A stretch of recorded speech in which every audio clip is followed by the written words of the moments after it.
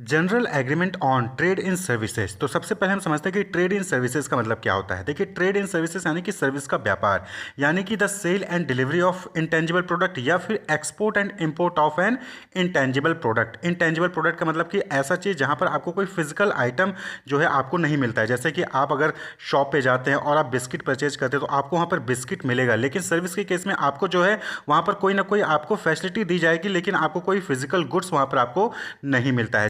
तो trade in service क्या हो गया? द सेल एंड डिलीवरी या फिर export and import of an intangible product is known as trade in services. यानी कि अगर आप दो कंट्री के बीच में ट्रेड इन सर्विस की बात करेंगे तो एक कंट्री एक्सपोर्ट कर रही होगी, दूसरी कंट्री इंपोर्ट कर रही होगी, तो वो चीज़ ट्रेड इन सर्विस कहलाएगी। क्या चीज़ ट्रेड कर रही होगी? इंटेंजिबल प्रोडक्ट ट्रेड कर रही होगी। अगर जो है गुड्स ट्रेड कर रही है तो वो फिर वहाँ पर जनरल एग्रीमेंट ऑन ट्रेड इन जो है गुड्स आता है। लेकिन यहाँ पर सर्विस की बात हो रही है, तो सर्विस यानी कि इंटेंजिबल प्रोडक्ट, जहाँ पर आपको कोई सर्विस दी जा रही है, कोई फैसिलिटी दी जा रही है, वहाँ पर आपको कोई गुड्स जो है नहीं दिया जाता है। फॉर एग्जांपल ट्रांसपोर्ट के केस में देख लीजिए, आपको एक जगह से दूसरी जगह जाना है तो आपको जो है कार की सर्विस दे दी जाएगी, आपको ट्रेन की फैसिलिटी दे दी जाएगी। टूरिज्म में देख लीजिए, आपको रुकना है, होटल की फैसिलिटी आपको मिल गई, तो वो क्या है? वो सर्विस है। क्लियर? इंटेलेक्चुअल प्रॉपर्टी, टेलीकम्युनिकेशन के लिए आप जो है डिफरेंट मोबाइल फोन्स का यूज़ करते हैं, मोबाइल सर्विसेज का यूज़ करते हैं, जैसे टाटा है, जियो, ये सब क्या है? ये सब सर्विस के कैटेगरी में आते हैं। इन्फॉर्मेशन सर्विस हो गई, बैंकिंग सर्विसेज हो गई, तो ये सब क्या है? सर्विस है। ये सब इंटेंजिबल प्रोडक्ट है, आपको कोई फिजिकल गुड्स जो है वहाँ पर नहीं मिलता है, तो ये सब सर्विस कहलाती है। और जब इनका ट्रेड होता है, इनका सेल एंड डिलीवरी होता है, इनका एक्सपोर्ट और इंपोर्ट होता है एक कंट्री से दूसरी कंट्री में, तो वो चीज़ ट्रेड इन सर्विस कहलाती है। तो अब इंटरनेशनल मार्केट में जब सर्विस का ट्रेड होता है तो उसके लिए जो डिफरेंट WTO के मेंबर हैं, वर्ल्ड ट्रेड ऑर्गेनाइजेशन के जो मेंबर हैं, उन्होंने एक एग्रीमेंट साइन किया जिसको कहा गया general agreement on trade in services. तो गैट्स यानी कि GATS, general agreement on trade in service, उन्होंने जो है सर्विस को मोड ऑफ सप्लाई के बेसिस पे 4 कैटेगरी में डिवाइड किया। 4 कैटेगरी से उन्होंने इसको एक तरीके से आप कह सकते हैं डिफाइन किया। The GATS define trade in services in terms of mode of supply. तो उन्होंने जो ट्रेड इन सर्विसेज है उसको मोड ऑफ सप्लाई के बेसिस पे डिफाइन किया है। तो सबसे पहला जो मोड है that is cross border supply. Cross border supply कहने का मतलब यहाँ पर क्या हो गया कि अगर कोई कंट्री दूसरे कंट्री में कोई सर्विस प्रोवाइड कर रही है अपने कंट्री में बैठकर, तो उसको क्रॉस बॉर्डर सप्लाई कहते हैं। जैसे कॉल सेंटर सर्विस, आप इंडिया में बैठकर फॉरेन के कंट्री को जो है आप कॉल करते हो प्रोडक्ट को सेल करने के लिए, तो उसको क्रॉस बॉर्डर सप्लाई कहते हैं। क्लियर? सर्विस में आप क्या कर रहे हो? अपने घर बैठकर किसी दूसरे कंट्री में सर्विस प्रोवाइड कर रहे हो, तो वो क्रॉस बॉर्डर सप्लाई हो गई। वहीं पर दूसरा क्या है? Consumption abroad. कंजम्पशन एब्रॉड का मतलब क्या हो गया कि आप इंडिया को, आप जो है USA में जाकर जो है वहां पर कोई सर्विस को अवेल कर रहे हो, तो ये भी क्या है? ट्रेड इन सर्विस हो गया। इसको कंजम्पशन एब्रॉड कहते हैं। Covers consumers of firms making use of a service in another country. यानी कि आप इंटरनेशनल टूरिज्म करने जाते हो, तो आप इंडिया से USA टूर करने गए, तो USA में जाकर वहां की सर्विस को अवेल करोगे, तो ये क्या हो गया? कंजम्पशन एब्रॉड हो गया, और ये ट्रेड इन सर्विस में आएगा। तो पहला क्या था? क्रॉस बॉर्डर सप्लाई, जहां पर इंडिया में रहकर आप जो है USA को सर्विस प्रोवाइड कर रहे हो, तो वो क्रॉस बॉर्डर सप्लाई हो गया। क्लियर? नेक्स्ट जो मोड है that is mode 3, commercial presence. Commercial presence यानी कि आप सपोज करिए कि USA की कोई बैंक है, उन्होंने इंडिया में अपनी ब्रांच ओपन कर दी और इंडिया में रह के आप जो है USA की सर्विस को यूज कर रहे हो, तो इसको कॉमर्शियल प्रेजेंस कहते हैं। यानी कि आपका कोई ब्रांच किसी दूसरे कंट्री में अवेलेबल है, तो उसको ट्रेड इन सर्विस में आएगा, और वो मोड 3 यानी कॉमर्शियल प्रेजेंस में आएगा। Covers a foreign company setting up subsidiaries और branches to provide service in another country. जैसे कि बैंक सेटिंग या फिर ब्रांच ओवरसीज में होता है कि लोग अपने ब्रांचेस अलग अलग कंट्री में ओपन कर लेते हैं, ये क्या हो गया? ये कॉमर्शियल प्रेजेंस हो गया इन अनदर कंट्री, तो ये भी क्या हो गया? ट्रेड इन सर्विसेज कहलाएगा। मोड 4 है presence of natural person. Presence of natural person कि आप इंडिया के हो, इंडिया में बैठ के दूसरे कंट्री को सर्विस नहीं प्रोवाइड कर रहे हो, बल्कि आप क्या कर रहे हो? आप दूसरे कंट्री में जाकर वहां पे अपनी सर्विस प्रोवाइड कर रहे हो, तो इसको कहते हैं presence of natural person. Covers individuals travelling their own country to supply service in another. यानी कि वो क्या करते हैं कि दूसरे कंट्री में सर्विस प्रोवाइड करने के लिए वो जो है ट्रैवल करते हैं अपनी कंट्री से दूसरे कंट्री में। जैसे कि आप देखते हो कि कोई कंसल्टेंट है, वो अब्रॉड जा रहा है IT सर्विस को प्रोवाइड करने के लिए, तो उसको हम कहते हैं प्रेजेंस ऑफ नेचुरल पर्सन। यहाँ पे हमारे इंडिया में कोई प्रॉब्लम आ गई तो हम USA से किसी इंजीनियर को बुला रहे हैं, तो वो चीज़ क्या हो जाएगी? प्रेजेंस ऑफ नेचुरल पर्सन, और ये ट्रेड इन सर्विस की कैटेगरी में आएगी। तो general agreement on trade in services ने उन्होंने सर्विस को 4 टाइप से डिवाइड किया। क्रॉस बॉर्डर सप्लाई, अपने कंट्री में बैठकर दूसरे कंट्री को आप जो है सर्विस प्रोवाइड कर रहे हो, तो क्रॉस बॉर्डर सप्लाई आएगा, वो ट्रेड इन सर्विस होगा। अपनी कंट्री से किसी दूसरे कंट्री में जा रहे हो, वहाँ पर कोई सर्विस यूज़ कर रहे हो तो वो मोड 2 है, कंजम्पशन अब्रॉड, आप अब्रॉड जाके कंज्यूम कर रहे हो सर्विस को तो वो भी ट्रेड इन सर्विसेज है। कॉमर्शियल प्रेजेंस, किसी दूसरे कंट्री के ब्रांचेस आपके यहाँ ओपन है या फिर आपके जो बैंक्स हैं उनके ब्रांचेस किसी दूसरे कंट्री में अवेलेबल हैं और सर्विस प्रोवाइड कर रहे हैं तो वो कॉमर्शियल प्रेजेंस है, ये भी ट्रेड इन सर्विसेज में आएगा as per general agreement on trade in service. And वहीं पे मोड 4 क्या है कि प्रेजेंस ऑफ नेचुरल पर्सन, आप जो है अपने कंट्री छोड़कर किसी दूसरी कंट्री में सर्विस प्रोवाइड करने जा रहे हो तो वो प्रेजेंस ऑफ नेचुरल पर्सन होगा और ये भी ट्रेड इन सर्विस आएगा। दो चीज़ें हैं, एक तो जो था क्या कि कंजम्पशन अब्रॉड, बाहर जाके सर्विस को यूज़ कर रहे हो तो कंजम्पशन अब्रॉड, बाहर जाके सर्विस को सेल कर रहे हो तो वो चीज़ क्या हो जाएगी, presence of natural person. Clear. तो ये 4 मोड हैं जो कि जनरल एग्रीमेंट और ट्रेड इन सर्विस के अकॉर्डिंग जो है डिफाइन किए गए हैं ट्रेड इन सर्विस। तो अगर इन चारों कैटेगरी में कोई भी सर्विस आ रहा है तो उसको जनरल एग्रीमेंट और ट्रेड इन सर्विस में इंक्लूड किया जाएगा। तो WTO, जो भी WTO वर्ल्ड ट्रेड ऑर्गेनाइजेशन के जो मेंबर्स थे उन्होंने ये एग्रीमेंट साइन किया ट्रेड इन सर्विसेज के लिए, तो जिससे कि आसानी से जो है जो डिफरेंट कंट्रीज़ हैं वर्ल्ड ट्रेड ऑर्गेनाइजेशन में जो मेंबर हैं वो आसानी से आपस में जो है सर्विसेज में ट्रेड कर सके, सर्विस को एक्सपोर्ट इंपोर्ट कर सकें, सर्विस को सेल एंड डिलीवर कर सकें एक दूसरे से। Clear. The WTO's general agreement on trade in service यानी GATS provide the legal ground rules for international trade in services allowing WTO member the flexibility to open their markets to foreign competition to the extent of their choosing. तो यहाँ पर general agreement जो है trade in services में यहाँ पर actually एक rule provide किया गया है इस एग्रीमेंट के जरिए, जिससे कि जो इंटरनेशनल ट्रेड इन सर्विसेज वो आसानी से हो सके और जो मेंबर कंट्रीज़ हैं वो जो है फ्लेक्सिबिलिटी प्रोवाइड कर सके डिफरेंट कंट्रीज़ को कि उनके यहाँ पर जाके वो सर्विस को प्रोवाइड कर सके, यानी कि आपस में कंट्रीज एक दूसरे में जाकर जो है सर्विस को प्रोवाइड कर सके। क्लियर। जैसे कि आप देखते हैं कि यहाँ पर इंडिया में 2 टाइप के कॉल सेंटर हैं, इनबाउंड आउटबाउंड। तो इनबाउंड यानी कि जो कंट्री के अंदर के लोगों को ही कॉल करके जो है कस्टमर से केयर सर्विस प्रोवाइड कर रहे हैं या फिर प्रोडक्ट सेल करते हैं। आउटबाउंड जो कि बाहर कॉल करते हैं, दूसरे कंट्री में बैठे इंडिया में होंगे लेकिन बाहर कॉल करेंगे और बाहर के लोगों को जो है प्रोडक्ट सेल करते हैं तो वो आउटबाउंड कॉल सेंटर हो गया। तो ये क्या है, ये सर्विस प्रोवाइड है ना, यहाँ पर इंटरनेशनल सर्विस जो है प्रोवाइड किया जा रहा है, ट्रेड किया जा रहा है सर्विस में। क्लियर। तो ये इसलिए पॉसिबल है क्योंकि WTO के मेंबर हैं इंडिया और general agreement on trade in services में भी जो है उन्होंने साइन किया है, तो इसी वजह से पॉसिबल है। तो general agreement on trade in service का मेन मोटिव यही था कि फ्लेक्सिबिलिटी प्रोवाइड हो डिफरेंट कंट्रीज को कि वो एक दूसरे कंट्री में जाकर जो है वो सर्विसेज को प्रोवाइड कर सके। तो the WTO's general agreement on trade in service entered into force in 1995। तो जनवरी 1995 में WTO सेटअप हुआ और उसी दौरान जो है ये general agreement trade in service भी जो है आया। क्लियर। ये एग्रीमेंट क्या कवर करता है, that covers international trade in service, यानी कि जब भी सर्विसेज में ट्रेड होगा एक कंट्री से दूसरे कंट्री में तो वो जो है general agreement on trade in service के गाइडलाइंस को के एग्रीमेंट को जो भी इसमें ऑब्लिगेशन है उनको फॉलो करेंगे। All member of the WTO are parties to the GATS, यानी कि GATS के यानी कि general agreement on trade in service के पार्टीज कौन होंगे, तो जितने भी WTO के मेंबर हैं वो सब के सब जो है general agreement on trade in services के पार्टिसिपेंट होंगे। बात कर ले ऑब्जेक्टिव की, तो ऑब्जेक्टिव अभी तक आपको क्लियर हो ही गया होगा कि इंटरनेशनल ट्रेड इन सर्विसेज में बढ़ावा मिल सके, इंटरनेशनल ट्रेड इन सर्विस में फ्लेक्सिबिलिटी आ सके, मार्केट ओपन हो, एक कंट्री दूसरे कंट्री में जाकर सर्विस को प्रोवाइड कर सके, सर्विस अवेल कर सके।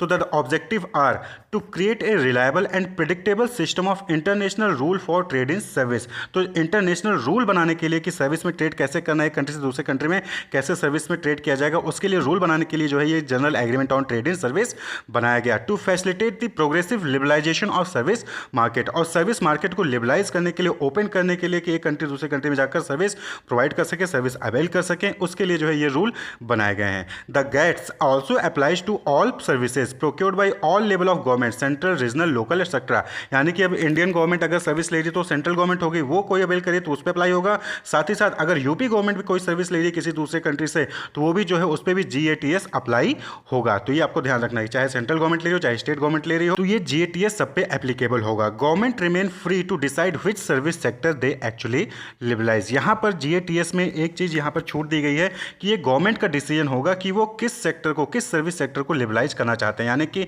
गवर्नमेंट चाहे तो हॉस्पिटैलिटी में जो है लिबरलाइज कर सकते हैं, लेकिन जो हॉस्पिटल है उसको जो है वो बैन कर सकते हैं, यानी कि हॉस्पिटल में बाहर के लोग आके सर्विस नहीं दे सकते हैं। और हॉस्पिटैलिटी के लिए जो है लिबरलाइज कर देंगे, यानी कि बाहर के लोग आके हॉस्पिटैलिटी की सर्विस ले सकते हैं और प्रोवाइड भी कर सकते हैं। तो इस तरीके से मतलब कि गवर्नमेंट के ऊपर ये हाथ छोड़ दिया गया है कि जो पर्टिकुलर गवर्नमेंट है, जो भी कंट्री है, वहाँ की जो गवर्नमेंट है वो डिसाइड कर सकते हैं कि किस सेक्टर को जो है वो लिबराइज करना चाहते हैं, सर्विस सेक्टर को, और कुछ सर्विस सेक्टर को लिबराइज नहीं करना चाहते हैं। नॉर्मली जो GATS है वो सभी सर्विसेज को कवर करती है, सिर्फ 2 सर्विसेज को छोड़कर। तो 2 एक्सेप्शंस यहाँ पर हैं। तो पहले हम बात कर लें कि किन सर्विसेज को कवर करती है। तो बिजनेस एंड प्रोफेशनल सर्विसेज जैसे कि accountancy service, advertising service, architectural and engineering service, computer and related service, legal service, audio visual service, postal and courier service, telecommunication, construction related service, distribution service, educational service, energy service, environmental service, financial service, health and social service, tourism service, transport service, ये सारे service जो है GATS में cover किए जाते हैं। और देखिए आप नॉर्मली आप देखते होंगे कि फॉरेन के स्टूडेंट्स यहाँ पर आके इंडिया में पढ़ रहे हैं, IITs और IIMs में पढ़ रहे हैं। हमारे जो स्टूडेंट्स इंडिया के वो जो है दूसरी कंट्री में जाकर पढ़ाई कर रहे हैं। तो ये क्या है, सर्विस को अवेल कर रहे हैं, एक दूसरे में ट्रेड इन सर्विस यहाँ पर हो रहा है। तो ये सारे GATS में कवर होते हैं। लेकिन वो 2 सर्विस जो कि GATS में कवर नहीं होते, यानी कि 2 एक्सेप्शन है। वो कौन से एक्सेप्शन है? That is service supplied in the exercise of government authority on a non commercial basis such as social security schemes, public health, education. ये जो है GATS के तहत नहीं आएगा। यानी कि गवर्नमेंट अथॉरिटी जो है नॉन कॉमर्शियल बेसिस, यानी कि वहाँ पे सेल और प्रॉफिट के लिए जो है वहाँ पर ये सर्विस प्रोवाइड नहीं कर रही है। अगर इस मकसद से गवर्नमेंट जो है वो करती है तो वहाँ पर जो है ये GATS के अंदर कवर नहीं होगा। And second is service related to air transport. Air transport से अगर कोई सर्विस प्रोवाइड की जा रही है तो वो भी जो यहाँ पर कवर नहीं होगा GATS में। तो ये जो है 2 एक्सेप्शन है GATS में। अब बात कर लें ऑब्लिगेशन की, यानी कि जो मेंबर्स ने एग्रीमेंट साइन किया है उनके कुछ ऑब्लिगेशन भी होंगे ना। एग्रीमेंट साइन होता है तो कुछ ना कुछ सबके ऑब्लिगेशन होंगे, कुछ ना कुछ सबकी रिस्पॉन्सिबिलिटीज होगी। तो obligation content in the GATS में be categorise into 2 broad group. तो 2 ब्रॉड ग्रुप में ऑब्लिगेशन को कैटेगराइज किया गया है। पहला है जनरल ऑब्लिगेशन और दूसरा है स्पेसिफिक ऑब्लिगेशन। तो general obligation that apply to all member and service sector. तो जनरल ऑब्लिगेशन है ये सभी जो मेंबर कंट्रीज हैं WTO की सब पर अप्लाई होंगी, और ये सभी जो भी सर्विसेज प्रोवाइड कर रही हैं उन पे अप्लाई होंगी, वो 2 एक्सेप्शन छोड़ के। और वहीं पे जो दूसरा स्पेसिफिक ऑब्लिगेशन है that apply only to the sectors inscribed in a member schedule of commitment. तो हर कंट्री जो है अपना कमिटमेंट जो है वो जो है पब्लिश करती है और WTO के साथ शेयर करती है। तो जिस सर्विस के लिए उन्होंने कमिटमेंट में अथॉराइज किया होगा कि बाहर के लोग आके उस सर्विस को अवेल कर सकते हैं या फिर सर्विस को प्रोवाइड कर सकते हैं, स्पेसिफिक ऑब्लिगेशन उन सेक्टर्स के लिए जो है अप्लाई होते हैं। क्लियर। तो सबसे पहले बात कर लें जनरल ऑब्लिगेशन की। तो जनरल ऑब्लिगेशन में जो हमने पहले ही डिस्कस किया है मोस्ट फेवर्ड नेशन ट्रीटमेंट और ट्रांसपेरेंसी, ये 2 इंपॉर्टेंट चीजें हैं जो कि जनरल ऑब्लिगेशन है, यानी कि सभी मेंबर कंट्रीज के जनरल ऑब्लिगेशन है, उनको ये फॉलो करना ही पड़ेगा हर सेक्टर के लिए। तो MFN ट्रीटमेंट क्या हो गया? Under article 2 of the GATS most favoured nation treatment ensure that each signatory country treat service and service supplier of any member country indiscriminately. यानी कि मोस्ट फेवर्ड नेशन ट्रीटमेंट का मतलब यहाँ पे ये है कि आप सभी कंट्री को इक्वल ट्रीट करोगे। ये नहीं कि आप इंडिया हो और इंडिया जो है USA को ज़्यादा फेवर दे रही है, उनको छूट दे रही है और बाकी कंट्री पे बैन लगा रही है, सर्विस टैक्स ज़्यादा लगा रही है। तो ऐसा आप नहीं कर सकते हो। आप जो है सभी कंट्री को इक्वल ट्रीटमेंट दोगे, तो मोस्ट फेवर्ड नेशन ट्रीटमेंट। वहीं पर दूसरा है ट्रांसपेरेंसी यानी कि GATS members are required to publish all measures of general application and establish national inquiry point mandated to respond to other members information request. यानी कि कोई दूसरी कंट्री आपके यहाँ पर आके जो है सर्विस प्रोवाइड करना चाहती है, सर्विस अवेल करना चाहती है, तो उसके लिए जो है एक आप इंक्वायरी पॉइंट बनाइए, एक ऑफिस बनाइए जहाँ पर वो जाकर अपना जो भी उसके डाउट्स हैं वो क्लियर कर सके, जो भी उसके इन्फॉर्मेशन है वो ले सके। तो ट्रांसपेरेंसी होना चाहिए सर्विस को लेकर। क्लियर। ट्रेड इन सर्विस अगर वो करना चाहती है दूसरी कंट्री तो उसके लिए ट्रांसपेरेंसी वहाँ पर जरूरी है। Other generally applicable obligation include the establishment of administrative review and appeal procedure and discipline on the operation of monopolies and exclusive supply. तो यहाँ पर जो है उसके अलावा जो है आपको एक एडमिनिस्ट्रेटिव रिव्यू सेल बनाना चाहिए, अपील प्रोसीजर आप वहाँ पे होनी चाहिए कि अगर कोई कंट्री है उसकी कोई प्रॉब्लम होती तो कहाँ पर जाके अपील करेगा, उसके लिए जो पूरा एक प्रोसीजर और डिसिप्लिन जो है वहाँ पर उसके लेकर ट्रांसपेरेंसी होनी चाहिए, उसको लेकर इन्फॉर्मेशन अवेलेबल होना चाहिए। वहीं पर आप बात कर लें कि स्पेसिफिक ऑब्लिगेशन की। तो जनरल ऑब्लिगेशन में 2 इंपॉर्टेंट है, मोस्ट फेवर नेशन ट्रीटमेंट होना चाहिए, सभी कंट्री इक्वल होंगी, कोई किसी में भी डिस्क्रिमिनेशन नहीं होना चाहिए, और ट्रांसपेरेंसी होनी चाहिए, जो भी आपके रूल है, जो भी आपके रेगुलेशंस हैं, इंक्वायरी पॉइंट होना चाहिए वहाँ पर। अब बात कर लें स्पेसिफिक ऑब्लिगेशन की। तो स्पेसिफिक ऑब्लिगेशन में भी 2 इंपॉर्टेंट ऑब्लिगेशन है। पहला है मार्केट एक्सेस। तो आर्टिकल जो है 16 में इसको बताया गया है, a negotiated commitment in specified sector. तो यहाँ पर क्या होता है कि जो कंट्री होती है वो जो है अपना स्पेसिफिक ऑब्लिगेशन के लिए जो है कमिटमेंट वहाँ पर बताती है कि किस सेक्टर में क्या क्या चीज़ें अलाउ होंगी, जो अगर कोई बाहर के कंट्री के लोग उस सर्विस में ट्रेड करना चाहते हैं तो क्या चीज़ें अलाउ होंगी, क्या चीज़ें नहीं अलाउ होंगी, वो जो है मार्केट एक्सेस में आता है। यानी कि कंट्री है वो डिसाइड कर सकती है कि किस सेक्टर में जो है ट्रेड इन सर्विस अलाउ करना है, बाहर के लोग आकर सर्विस दे सकते हैं, बाहर के लोग आकर सर्विस अवेल कर सकते हैं, और उस पर लिमिटेशंस भी लगा सकती है। जैसे कि लिमिटेशन में भी imposed on the number of service supplier, कि सर्विस सप्लायर को लिमिट कर सकती है, एम्प्लॉय को लिमिट कर सकती है कि किसी सेक्टर में कौन एम्प्लॉय हो सकते हैं, वैल्यू ऑफ ट्रांजैक्शन को लिमिट कर सकती है, यानी कि आप 10 करोड़ या फिर 10 लाख से ज़्यादा का ट्रांजैक्शन नहीं कर सकते हैं सर्विस के पॉइंट ऑफ व्यू से। तो इस तरीके से जो है मार्केट एक्सेस वो जो है कंट्री के ऊपर डिपेंड करता है कि किस सेक्टर में जो है सर्विस के किस सेक्टर में अलाउ करेगी और कितना अलाउ करेगी, वो जो है स्पेसिफिक ऑब्लिगेशन में आ जाता है। इसी तरीके से द नेशनल ट्रीटमेंट के बारे में जो है 17 में बताया गया, आर्टिकल 17 GATS का जो आर्टिकल 17 है उसमें बताया गया है। तो this principle states that each member country treats service of another member country no less favourably than its own national product under the conditions and limits mentioned in the schedule of specific commitment. तो जो specific commitments का जो schedule country जारी करती है उसमें जो भी कंडीशंस या लिमिट्स जो है मेंशन की गई हैं कंट्री द्वारा, उसको ध्यान में रखते हुए नेशनल ट्रीटमेंट होना चाहिए। यानी कि आप लोकल जो सर्विस प्रोवाइडर हैं उनको और जो बाहर से सर्विस प्रोवाइड करने आ रहे हैं उनके बीच में आपको डिफ्रेंशिएट नहीं करना है, इक्वल ट्रीटमेंट देना है। यानी कि आप जो है उनको भी अपने ही कंट्री के बराबर जो है वैल्यू दोगे। बाहर का कोई सर्विस प्रोवाइडर है और आपके लोकल सर्विस प्रोवाइडर है, उनको इक्वल वैल्यू दोगे। क्लियर? कंडीशन क्या है, जो स्पेसिफिक कमिटमेंट में जो भी आपने कंडीशन और लिमिट बनाई रखी है उसको ध्यान में रखते हुए इक्वल ट्रीटमेंट आपको यहां पर देना है। यानी कि बाइफरकेट नहीं करना, यानी कि आपकी कंट्री में जब आ जाता है बाहर की सर्विस और बाहर के लोग आपको कंट्री में जो है सर्विस प्रोवाइड कर रहे हैं तो आप जो है उन पे ज़्यादा टैक्स ले रहे हो सर्विस टैक्स, और जो लोकल सर्विस प्रोवाइडर है उन पे कम सर्विस टैक्स ले रहे हो। तो ये बाइफरकेशन नहीं होना चाहिए, नेशनल ट्रीटमेंट होना चाहिए। जो टैक्स जो है, जो रूल जो है लोकल सर्विस प्रोवाइडर के लिए होगा वही रूल जो है जो फॉरेन वाला आपके यहाँ पर आके सर्विस प्रोवाइड कर रहा है उनके लिए होगा, या फिर सर्विस अवेल कर रहा है उनके लिए होना चाहिए। तो नेशनल ट्रीटमेंट होना चाहिए। General agreement on trade in service में कुछ एग्जम्पशंस भी दिए गए हैं जो मेंबर कंट्रीज हैं उनके लिए। Members in specified circumstances are allowed to introduce or maintain measures in contravention of their obligation under the agreement, including the MFN requirement और specific commitment। यानी कि कुछ specific situation ऐसे होते हैं जैसे वॉर का सिचुएशन हो गया या फिर कोई और हेल्थ से रिलेटेड सिचुएशन हो गया जहां पर जो मेंबर्स हैं वो इन ऑब्लिगेशन को फॉलो ना करें तो चलेगा।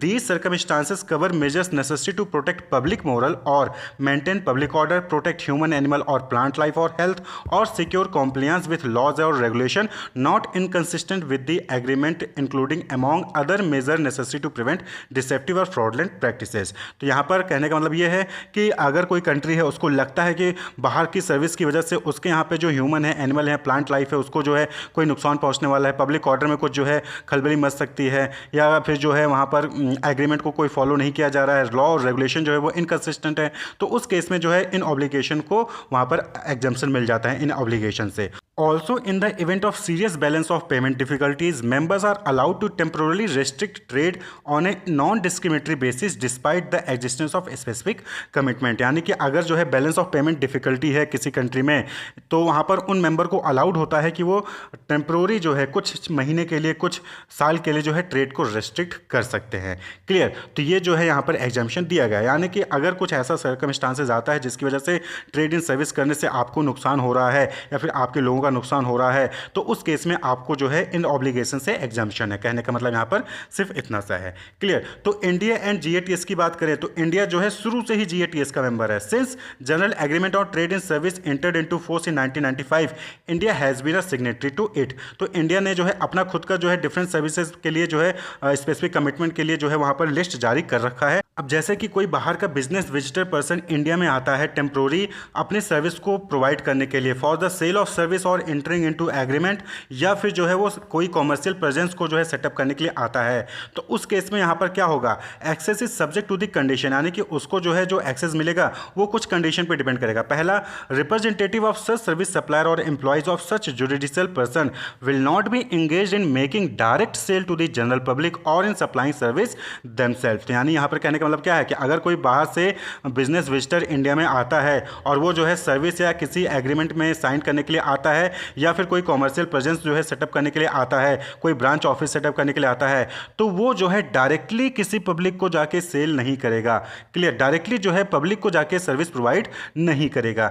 Will not receive any remuneration from a source located with in India.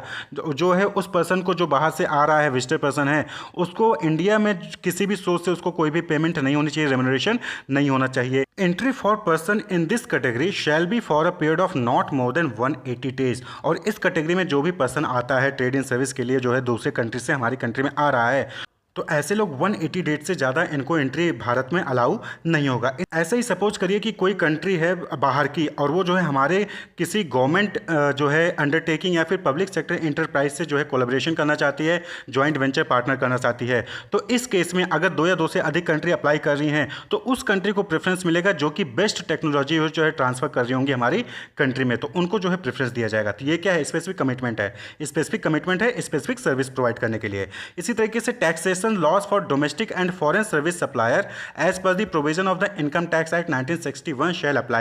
तो कुछ स्पेसिफिक जो है सर्विसेज है जहां पर जो टैक्सेशन लॉज हैं वो चाहे डोमेस्टिक हो चाहे फॉरेन सर्विस सप्लाई हो, उनका जो ऊपर टैक्स लगेगा वो इनकम टैक्स एक्ट 1961 के अकॉर्डिंग ही लगेगा। Subsidies where granted shall be available only to domestic service supplier. तो यहाँ पर क्या है? स्पेसिफिक गाइडलाइन इंडिया ने बता दिया है कि सब्सिडीज जहां पर भी मिल रही होंगी सर्विस के केस में, वहां पर सिर्फ जो डोमेस्टिक सर्विस सप्लायर होंगे सिर्फ उन्हीं को सब्सिडी मिलेगी भारत से, बाकी जो बाहर के सर्विस प्रोवाइडर होंगे उनको जो है सब्सिडीज नहीं दी जाएगी। तो इसी तरीके से बहुत सारे स्पेसिफिक कमिटमेंट हैं जिसका आपको पीडीएफ जो है इस लिंक पर जो है आपको मिल जाएगा, जो कि ऑफिशियल वेबसाइट है commerce.gov.in। यहाँ पर जाकर इस लिंक पर जाकर जो है आप स्पेसिफिक कमिटमेंट जो है इंडिया का उसको पूरा रीड आउट कर सकते हैं कि किस सेक्टर में, किस सर्विस सेक्टर में क्या क्या कंडीशन जो है वहाँ पर उन्होंने अप्लाई किए हुए हैं, क्या क्या लिमिटेशंस, क्या रूल रेगुलेशन बनाए रखे हैं। तो इंडिया एंड GATS यानी कि इंडिया जो है GATS का 1995 से ही मेंबर है और उन्होंने अपने स्पेसिफिक कमिटमेंट जो है वो पब्लिश कर रखा है। इस लिंक पर जाकर आप जो है उसको पढ़ सकते हैं।